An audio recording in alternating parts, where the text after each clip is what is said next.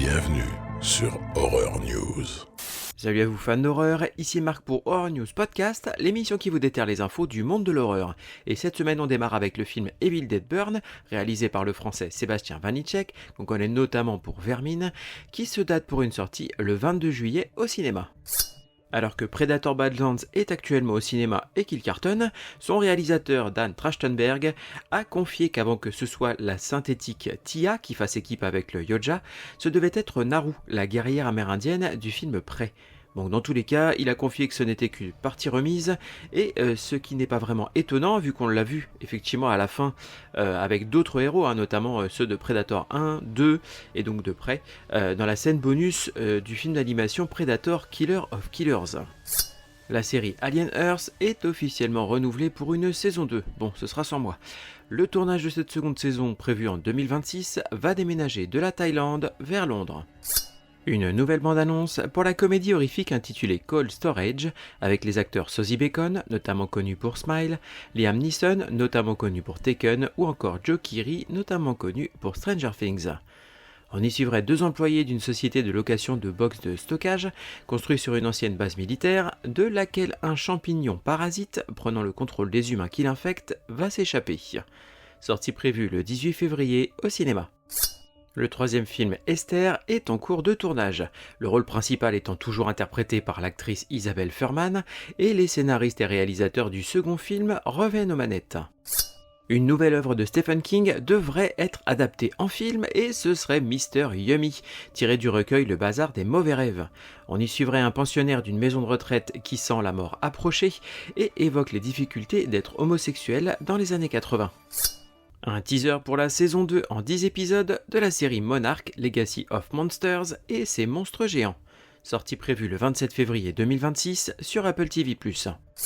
Une bande-annonce pour la saison 2 de la série post-apo Fallout, avec l'arrivée de l'acteur Macaulay Culkin, qu'on connaît notamment pour Maman j'ai raté l'avion, qui rejoint le casting de façon récurrente. Sortie prévue le 17 décembre sur Amazon Prime Video.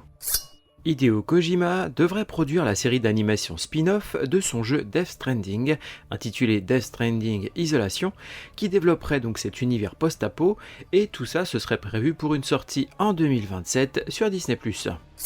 Le tournage du film Insidious 6 vient de se terminer, avec toujours la présence du personnage d'Elise, la médium, interprétée par Lin Shaye. Sortie prévue le 21 août 2026 au cinéma US.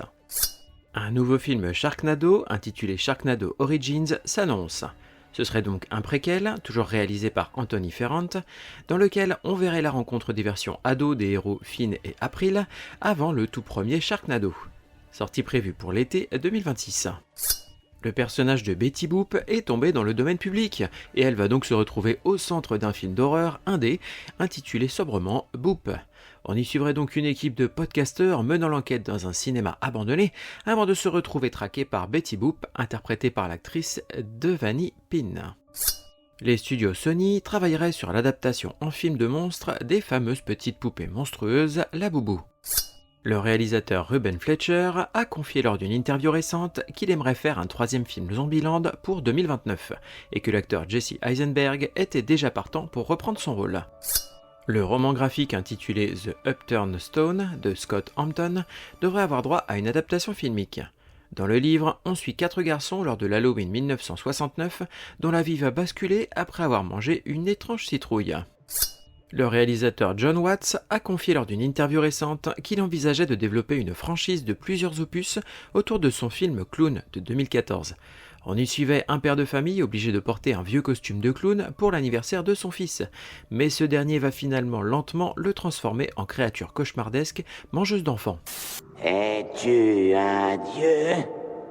Côté cinéma, on va avoir une sortie qui a l'air super sympa, ça s'appelle Shelby Oaks et ça sort le 19 novembre. Quelle excellente journée pour un exorcisme.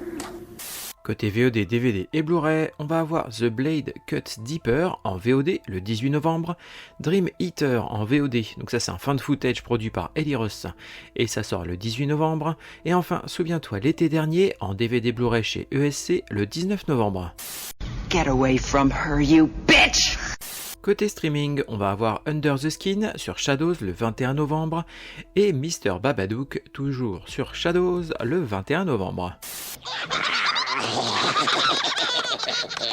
Côté livre, on va avoir l'intégrale Sherlock Holmes et les dossiers Cthulhu, donc c'est de James Lovegrove et ça sort chez Bragelonne le 19 novembre. Oh, no tears, please. It's a waste of good suffering. Côté jeux vidéo, on va avoir Resident Evil Survival Unit, donc sur smartphone. C'est un jeu de stratégie en temps réel dans l'univers de Resident Evil, donc, et ça sort le 18 novembre. Terminons cet épisode avec une info me concernant pour une fois.